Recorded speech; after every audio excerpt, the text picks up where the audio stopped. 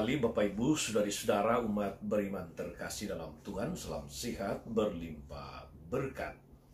Hari Jumat tanggal 27 Oktober 2023, saya Romo Agus CSSR mengajak saudari-saudara merenungkan kutipan Injil Lukas bab 12 ayat 54 sampai 59, dan kita mendengarkan sabda Tuhan terlebih dahulu. Dalam nama Bapa dan Putra dan Roh Kudus. Amin.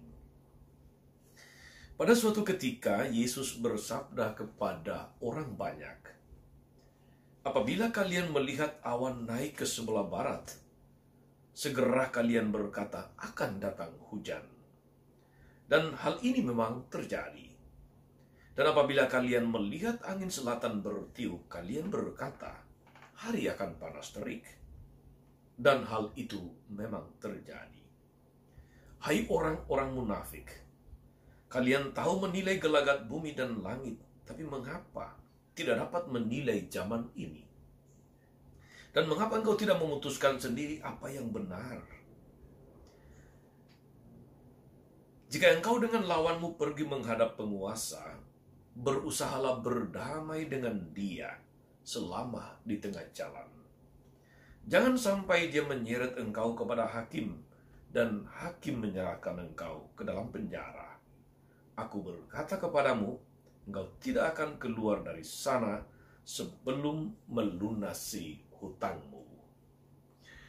Demikianlah sabda Tuhan. Bapak Ibu saudari-saudara umat beriman terkasih dalam Tuhan kita Yesus Kristus, menilai tanda-tanda zaman. Kalau kita memperhatikan alam kita saudari-saudara, alam itu selalu memberi sinyal peringatan sebelum sebuah peristiwa alam terjadi. Air yang tiba-tiba surut dari garis pantai itu pertanda akan segera datang tsunami. Ketika cuaca bertambah panas secara tidak biasa, itu kita rasakan akhir-akhir ini saudari-saudara, kita bisa menduga bahwa musim hujan akan segera tiba, dan sebagainya. Ada juga orang yang biasa membaca pergerakan bintang dan mengerti apa yang akan terjadi. Pengalaman saudari-saudara membuat kita mudah memahami tanda-tanda itu.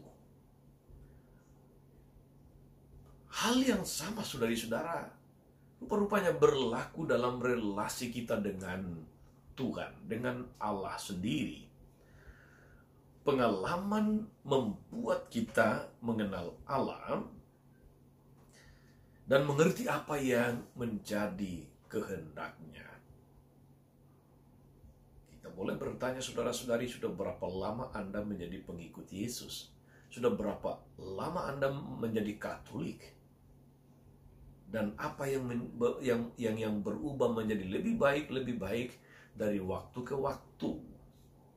Ataukah tinggal di tempat? Atau malah merosot?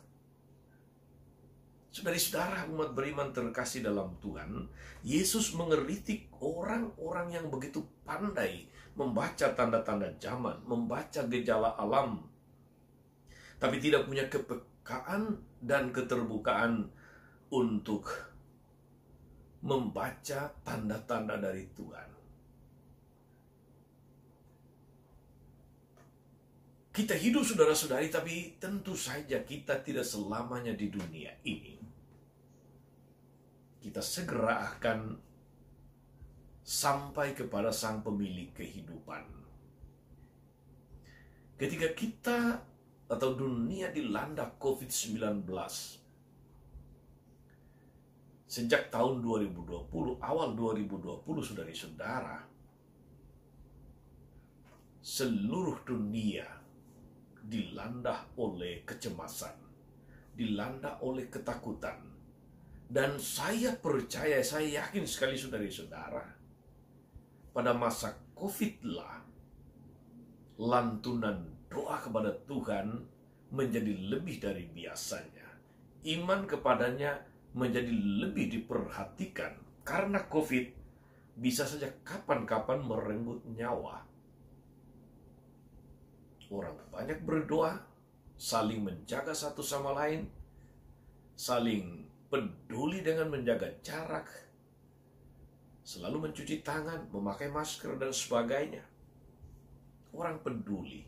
Bahkan relasi dengan Tuhan pun mengalami perubahan. Tidak hanya doa secara pribadi, ibadah bersama di gereja, ekaristi menjadi susah dilakukan. Lalu kita mulai misa live streaming. Banyak perubahan saudara-saudari. Membaca tanda-tanda atau gejala-gejala ini, bukankah itu sudah lebih dari cukup bagi kita untuk mengevaluasi relasi kita dengan Tuhan? Kalau kita mudah membaca, mengartikan, memaknai gejala alam, tidak mudahkah kita kemudian membaca atau memaknai relasi kita dengan Tuhan, saudari-saudara? Salah satu buah dari memaknai relasi dengan Tuhan itu adalah pertobatan, pembaharuan diri yang muncul dari kesadaran siapa Tuhan, siapa kita.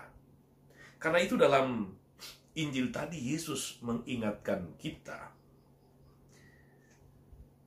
untuk pandai membaca tanda-tanda zaman. Dan dengan simbolik Yesus menggambarkannya. Jika engkau dengan lawanmu pergi menghadap pemerintah, berusahalah berdamai dengan dia selama di tengah jalan, supaya jangan engkau diseretnya kepada hakim, dan hakim menyerahkan engkau kepada pembantunya, dan pembantunya melemparkan engkau ke dalam penjara. Saudari-saudara, ayat ini dengan sangat jelas mengingatkan kita untuk berdamai dengan Tuhan, berdamai dengan sesama, berdamai dengan diri sendiri. Musuh kita adalah iblis yang senantiasa berusaha membinasakan kita, menyeret kita kepada maut. Kita harus berdamai dengan Tuhan, dengan sesama.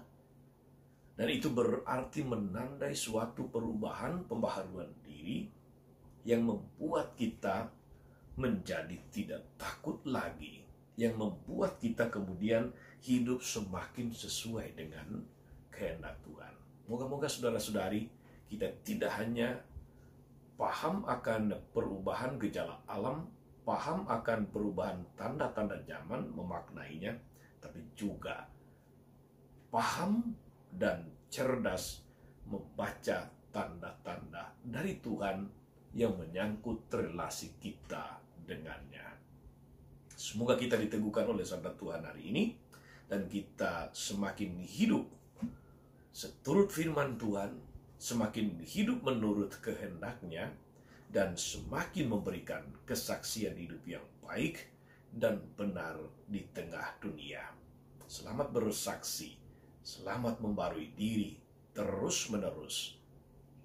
Tuhan Yesus memberkati. Amin. Tuhan Yesus Kristus, kami bersyukur atas firman-Mu yang meneguhkan kami, yang seringkali dengan mudah, dengan gampang membaca makna dari gejala alam, menafsirkan tanda-tanda zaman. Semoga kami juga pandai untuk menafsirkan tanda-tanda yang Engkau kirimkan kepada kami, supaya hidup kami semakin berubah, semakin sesuai kehendak-Mu, semakin berdamai dengan Engkau, dengan sesama dan diri sendiri. Semoga dengan demikian hidup kami menjadi kesaksian yang indah di tengah dunia, kesaksian yang memuliakan nama-Mu. Terpujilah Engkau Tuhan sepanjang segala masa. Amin. Saudari-saudara sekalian, berkat Allah turun atas saudari-saudara, atas mereka yang kita doakan atau kita janjikan doa, mereka yang sakit dan menderita, segala rencana, karya, dan pelayanan hari ini, Bapa dan Putra dan Roh Kudus. Amin. Tetap sehat, teruslah menjadi berkat. Jangan lupa like, subscribe, nyalakan lonceng notifikasinya. Salam 52, Tuhan memberkati.